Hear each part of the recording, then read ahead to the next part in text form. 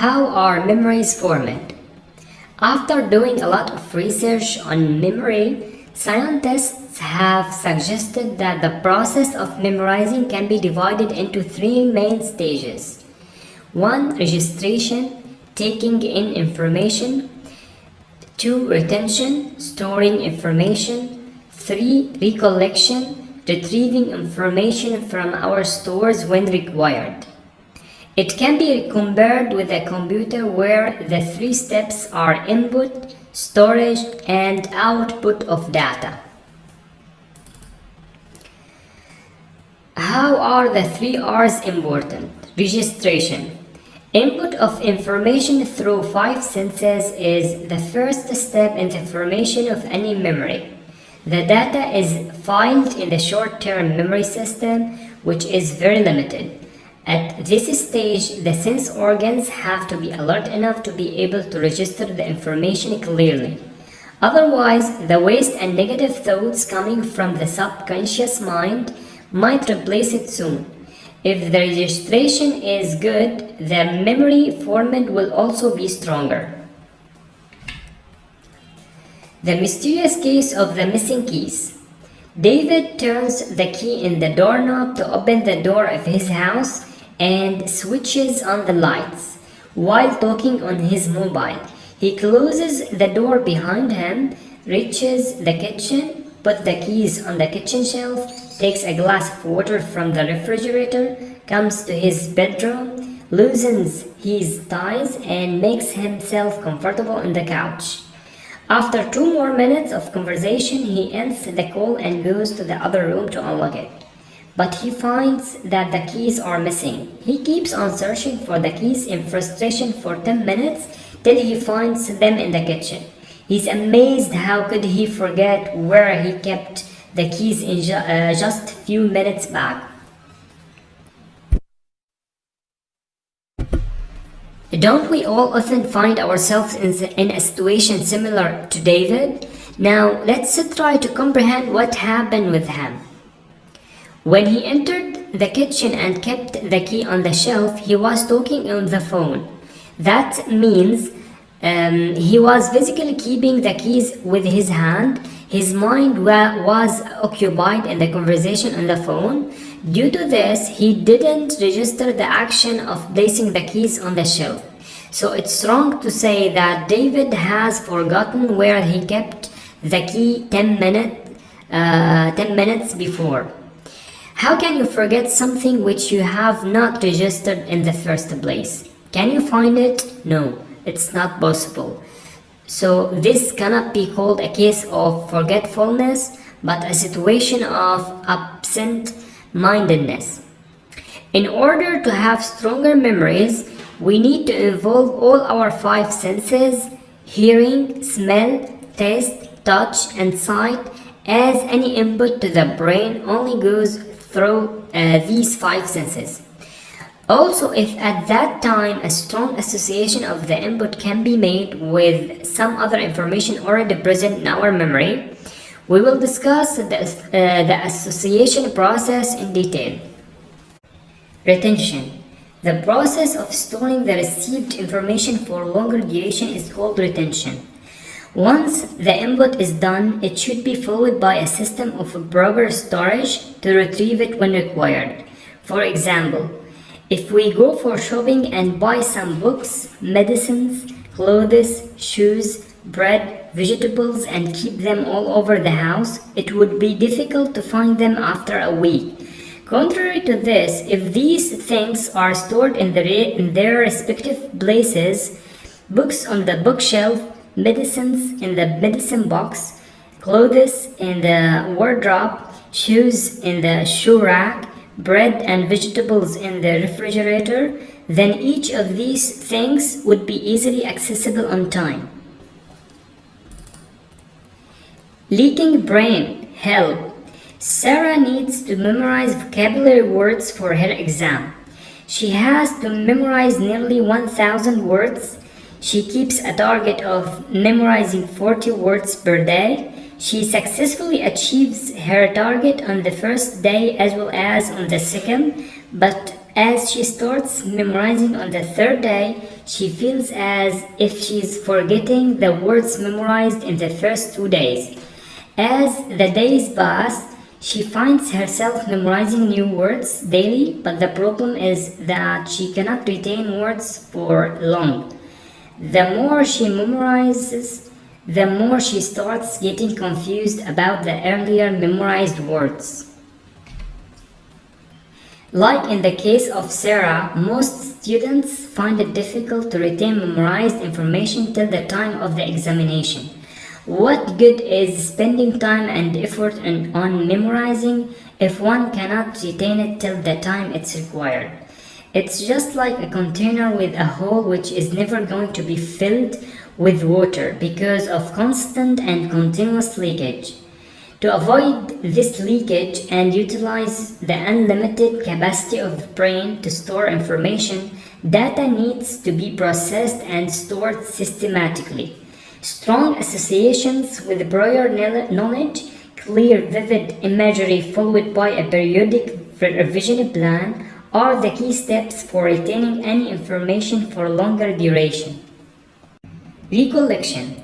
The ability to recollect and use stored information when required is called recollection. Indeed, every action or words we speak are the result of recollection or retrieval of our memories. This process will also cause better results only if the registration and storage of data has been done in an organized and systematic manner. The state of mind at the time of recollection is also a key factor in the process of retrieval.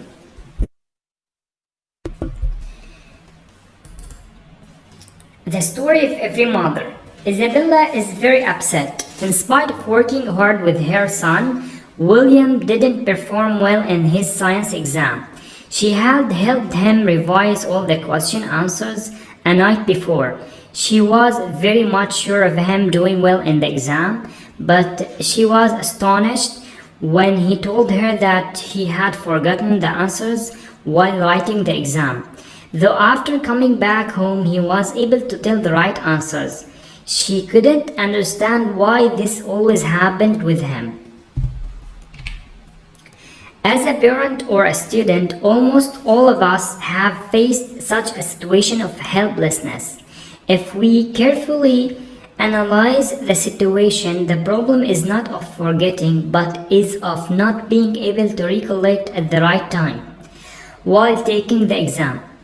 Had it been the problem of forgetfulness, then how could he recall after the exam? That proves that the answer was there in his memory, but he couldn't recall it at the time of exam when it was most required. Now, why did that happen? Because his state of mind at home and the state of mind while giving the exam were not same. So memory is not just a function of the brain, it's very well guided by the faculty of mind, the creator of thoughts. By conscious efforts, we can have a better control over our state of mind, therefore resulting in better recollection. This shows us that all of the three stages of memory are equally important. Inefficiency in any of the stages may lead to poor results and memory. Types of memory. A. On the basis of retention period. Based on the retention time, two scientists developed a multi-store model of memory in 1968, where they categorized memory in three types: sensory memory, short-term memory, long-term memory. Sensory memory. It's a fleeting type of memory which works as long as your senses are experiencing a thing. For example, you are looking out of your window watching vehicles passing by, birds flying in the sky, etc. The moment you turn to start doing some work, you will not be able to remember anything unless you have filed any particular information into your short-term memory. Whether it's the feel of an object, the smell or sensation of anything, it's all there in the sensory memory for a very brief period while your senses is active.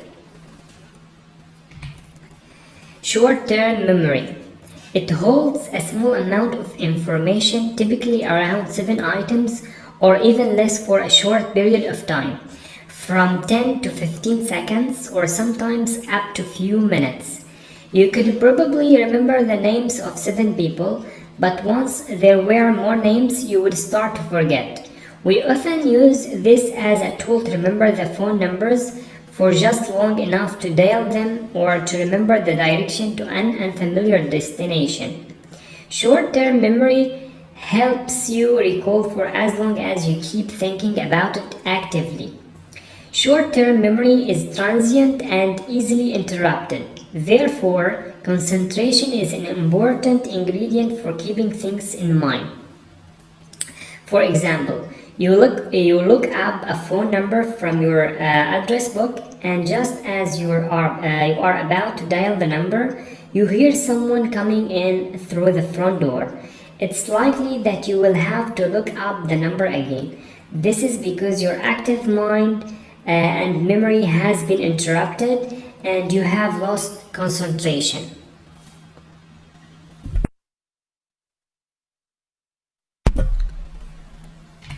Long-term memory. It lasts from months to years. The data from short-term memory can be transferred to long-term memory by continuous usage and repetition. For example, frequently called phone numbers are remembered because you have used or repeated that numbers many times. Long-term memory is like a huge hard disk of a giant computer where unlimited information can be stored for a lifetime. Certain incidents in our life are naturally remembered for a long time. Such events can be negative or positive. For example, if we have participated in a school or college competition and we won, this memory will almost remain forever. Similarly, if we had a life-threatening accident and hardly managed to survive, this event is also almost impossible to forget. Types of memory on the basis of way of input of information. Auditory. When we remember lectures, dialogue, or stories we have heard, it becomes an auditory memory. 2. Visual. When we remember events which we have seen, it becomes a visual memory. 3. Kinesthetic. The information which is stored in the nerves and muscles and has a movement attached to it is known as kinesthetic memory. While driving a car, we change the gears and apply brakes without looking down due to kinesthetic memory. The same is true for eating, walking, dancing, swimming, and playing piano, etc. On the basis of type of information. As a child, I was very fond of watching movies. I remember in one of the movies, the actor had an accident and was taken to the hospital with serious head injuries. After getting treatment, when the actor regained consciousness, the doctor asked him his name and how it all had happened. He answered that he could not recall anything, not even his name, profession, family, nothing.